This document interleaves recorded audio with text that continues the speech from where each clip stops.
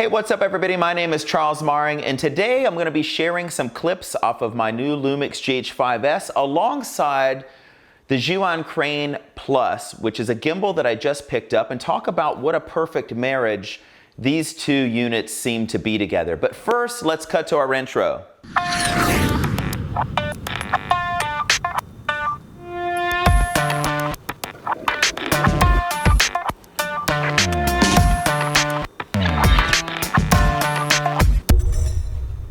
So yes, I am a modern artist. I'm taking advantage of all the technology and cool things at our fingertips as individual creators, as a YouTuber, a painter, photographer, fashion designer, filmmaker, whatever your thing is, the camera's at the center of it all, to say the least. And so today I thought I'd talk a little bit about some new technology I picked up. I've been using gimbals for a very long time, since I really started working with video.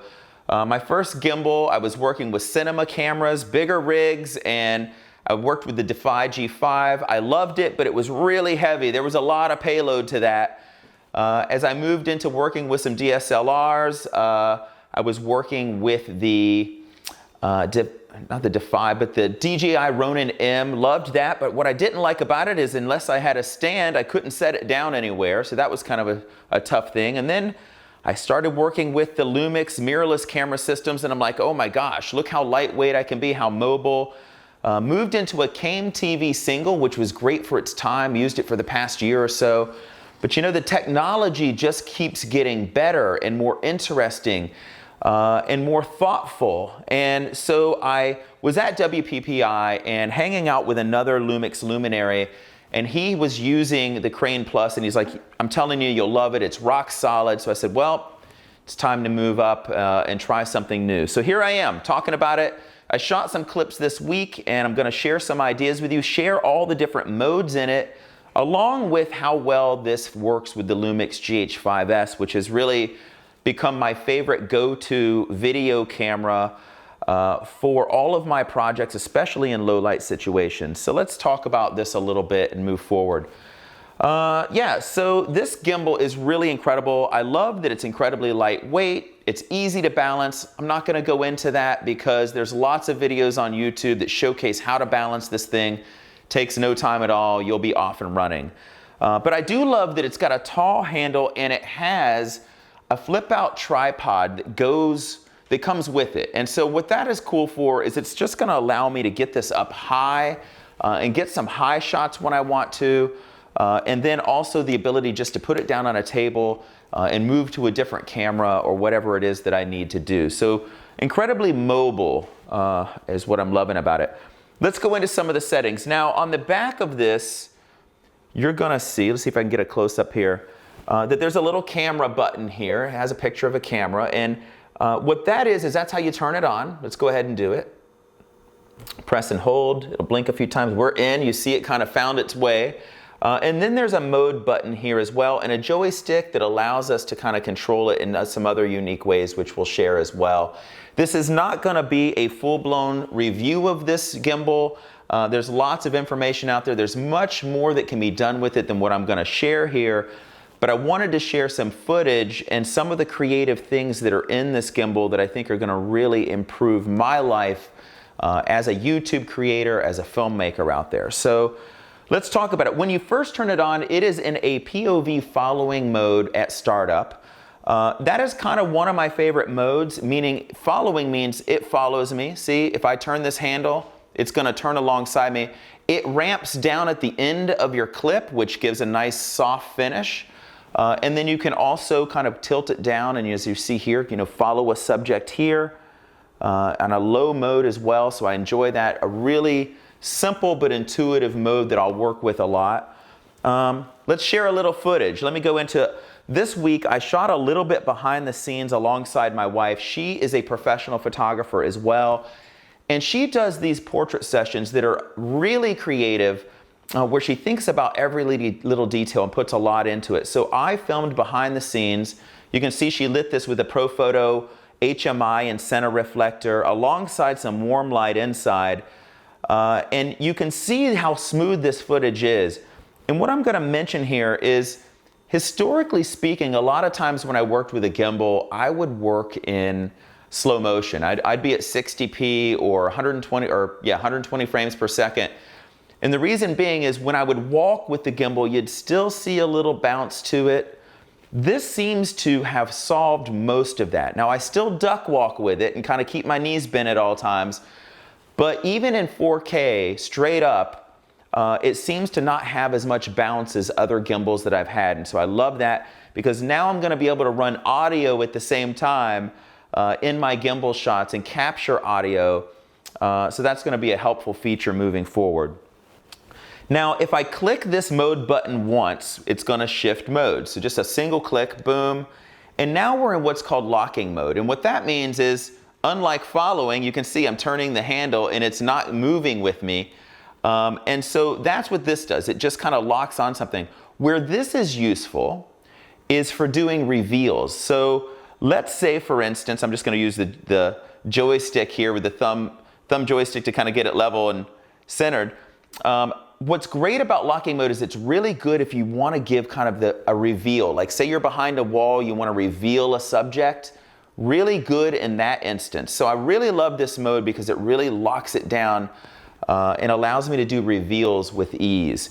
Much like a slider would be, if you carry a slider to move your camera on a slider, you will no longer be carrying that probably with this mode because you can get the shot anyway. So really creative in that way.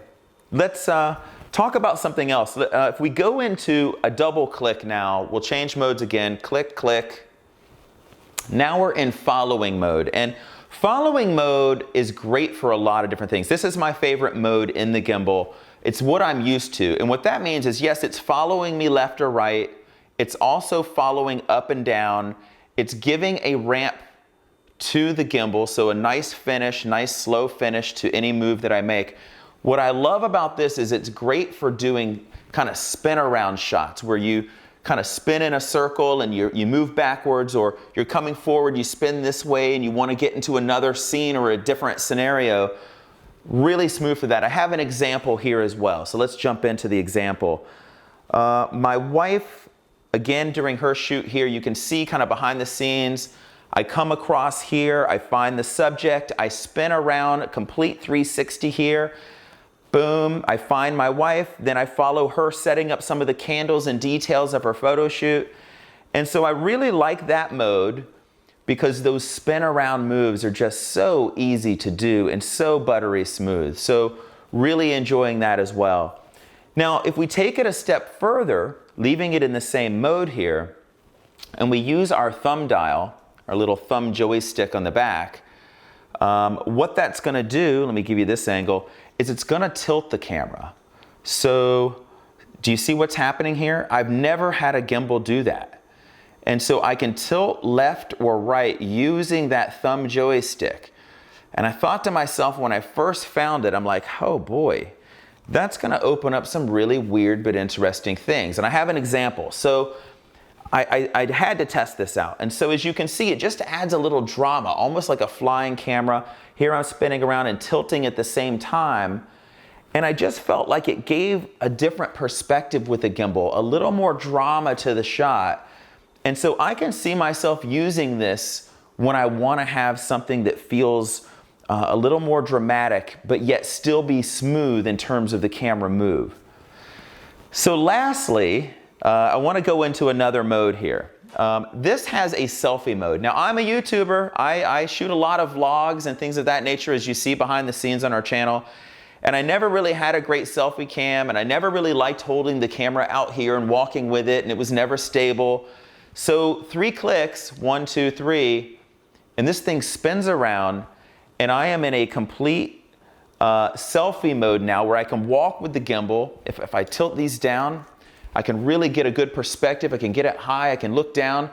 And I just love that the 3 clicks takes it where I want to take it. And the reason being is I realized this week when I was doing our vlog, our latest chapter, I realized where that's going to be helpful. So I'll give you an example. I'm walking into our rehearsal space. I play in a rock band, and so I was catching up with the guys. And as I'm walking in, I'm like, wouldn't it be cool? You know, I'm doing this selfie mode, doing some tests. And like, it'd be cool if I could show the end of the hallway and kind of give a perspective of the space. 3 clicks, click, click, click, and the thing just spins around and brings that perspective that smoothly to our audience. And so I can see myself using this in a lot of creative ways as a selfie mode. I have one more example, again, from our latest chapter of our vlog. Let me go into it. I'm walking through our studio in search of Jennifer, just to give her a quick message. And here I am in selfie mode, and I walk through the doorway. I'm talking to the audience straight up, and then I pass my mom and my dog. I just kind of click, click, click. I get their perspective. I get to the doorway to turn the corner, click, click, click. It brings it back to me. I'm walking up the stairs. And so that little selfie mode is incredibly useful for those of us that do vlogs and really need to turn the camera on ourselves, but also want to have some creativity involved with it as well.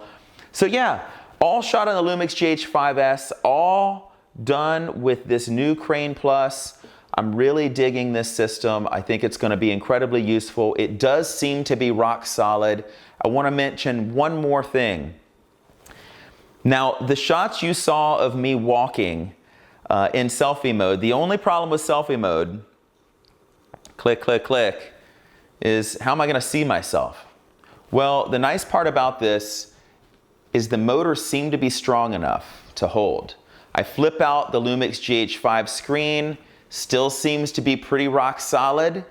I fold it a couple times, but for the most part it's held. Let's take it a step further. What if I want an on-camera mic? I've got this little Nikon mic. It's tiny, but sits on top. Again, doesn't seem to be a problem. And so even though it's not balanced for this setup, it seems to be holding for me, and I'm really digging that, because as somebody that creates a lot of content, I don't always have time to spend on rebalancing just to put a mic on, or rebalancing just to go into selfie mode. This is gonna save me a lot of energy. And so I'm really psyched about the fact that the motors seem to be strong enough to even hold when I add a couple of little components.